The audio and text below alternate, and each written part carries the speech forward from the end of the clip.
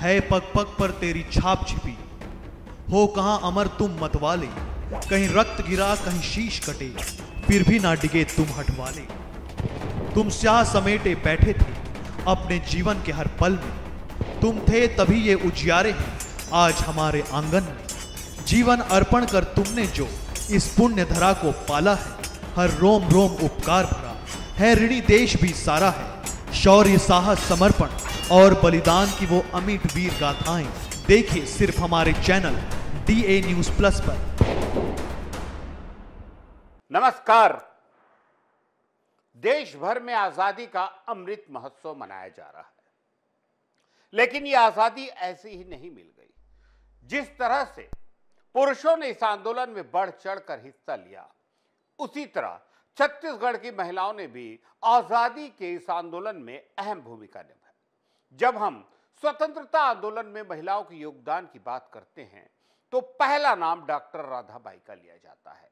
कहा जाता है कि स्वतंत्रता आंदोलन के दौरान लंबे समय तक काम करने वाली महिलाओं में डॉक्टर राधाबाई का नाम सबसे ऊपर रहा।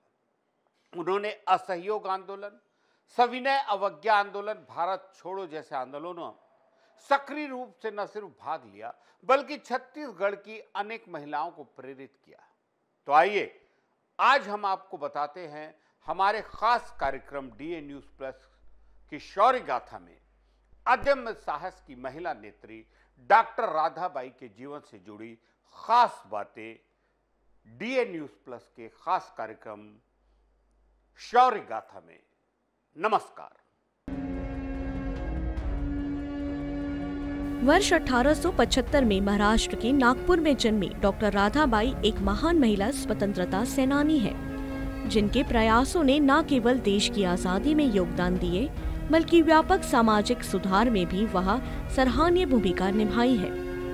उनके बारे में सबसे दिलचस्प पहलू ये है कि डॉक्टर राधाबाई ने ना तो कोई मेडिकल डिग्री हासिल की और ना ही किसी विषय में PhD की, फिर भी लोग आदर और सम्मान से उन्हें डॉक्टर राधाबाई कहते हैं।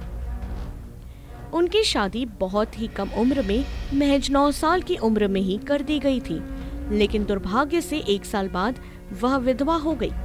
कहा जाता है कि इसके बाद उनका पालन पोषण उनके ही एक पड़ोसी के घर में हुआ था। उनके पड़ोसी ने न केवल उन्हें अपनी सखी के रूप में पाला बल्कि उन्होंने राधाबाई को हिंदी बोलना और दाई का काम करना भी सिखाया। समय के साथ साथ राधाबाई ने बिना किसी चिकित्सा प्रशिक्षण के बड़ी सफलता के साथ लोगों का इलाज करना शुरू किया और साल 1918 में राधाबाई को छत्तीसगढ़ यानी तत्कालीन मध्य प्रदेश की रायपुर नगर पालिका में दाई की नौकरी मिल गई। रायपुर पहुंचने के बाद उनके जीवन में एक अलग दिशा ले ली।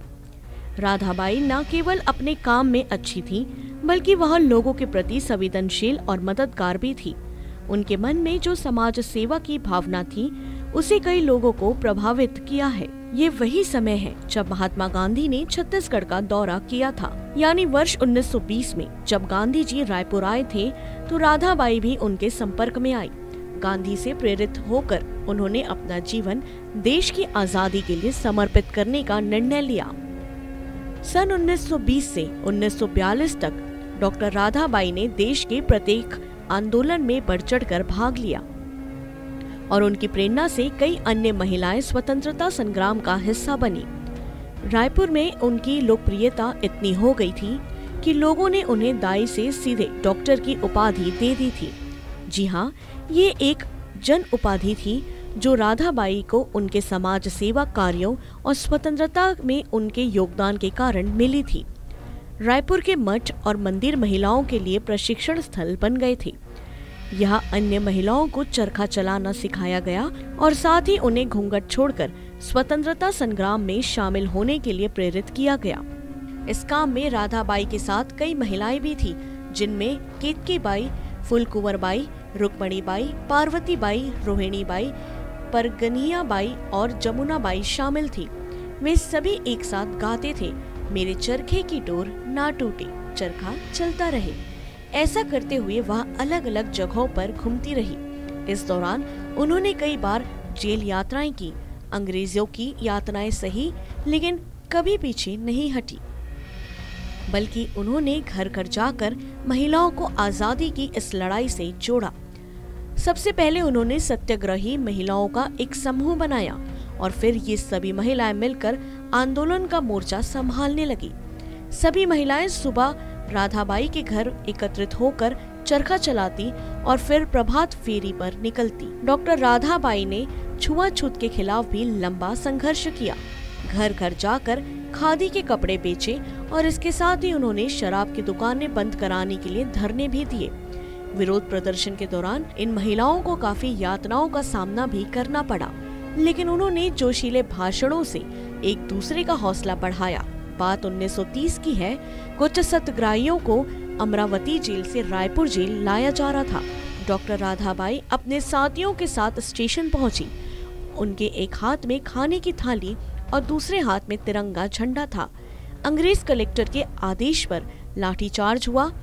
डॉक्टर राधाबाई को लाठीचार्ज का सामना करना पड़ा, लेकिन वे अपने इरादों से पीछे नहीं हटी।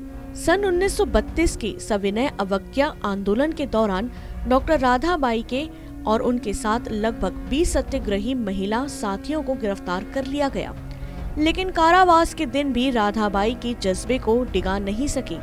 वह बार बार जेल जाती और फिर रिहा होने के बाद सामाजिक गतिविधियों में शामिल हो जाती।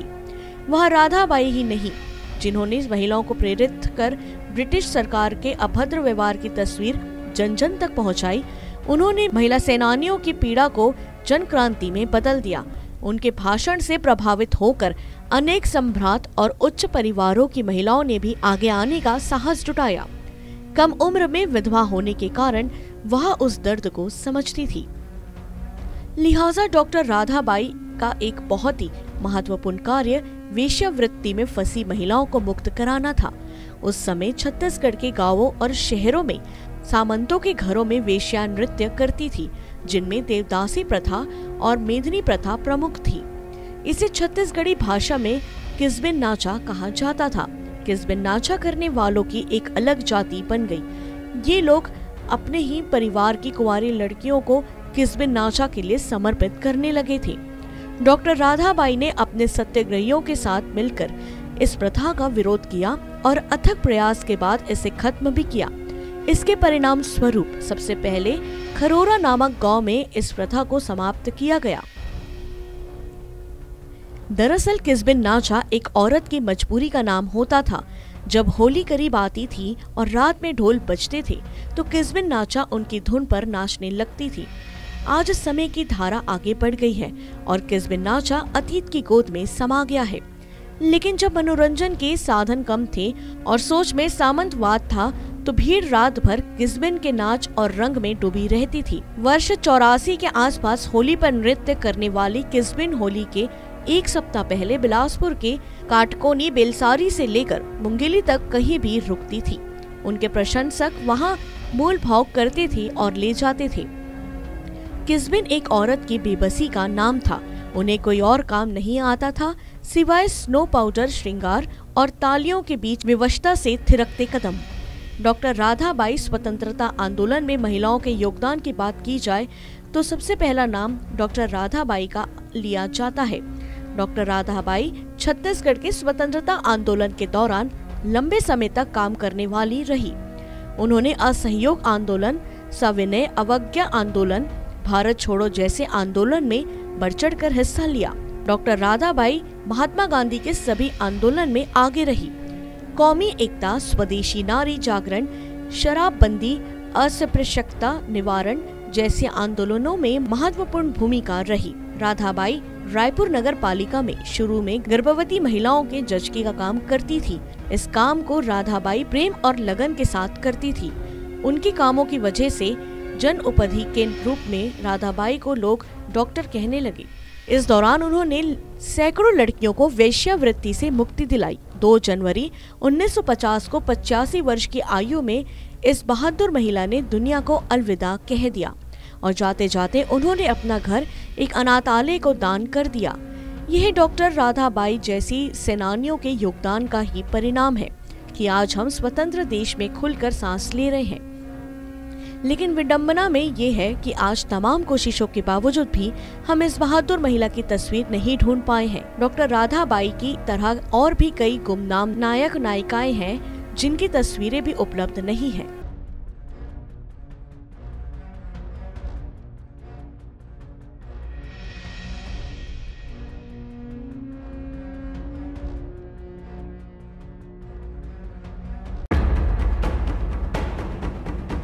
है पग पग पर तेरी छाप छिपी, हो कहां अमर तुम मतवाले, कहीं रक्त गिरा कहीं शीश कटे, फिर भी ना डिगे तुम हटवाले। तुम स्याह समेटे बैठे थे अपने जीवन के हर पल में, तुम थे तभी ये उजियारे हैं आज हमारे आंगन में। जीवन अर्पण कर तुमने जो इस पुण्य धरा को पाला है, हर रोम रोम उपकार भरा है, ऋणी देश भी सारा है। शौर्य साहस समर्पण और बलिदान की वो अमिट वीर गाथाएं देखिए सिर्फ हमारे चैनल DA News Plus पर।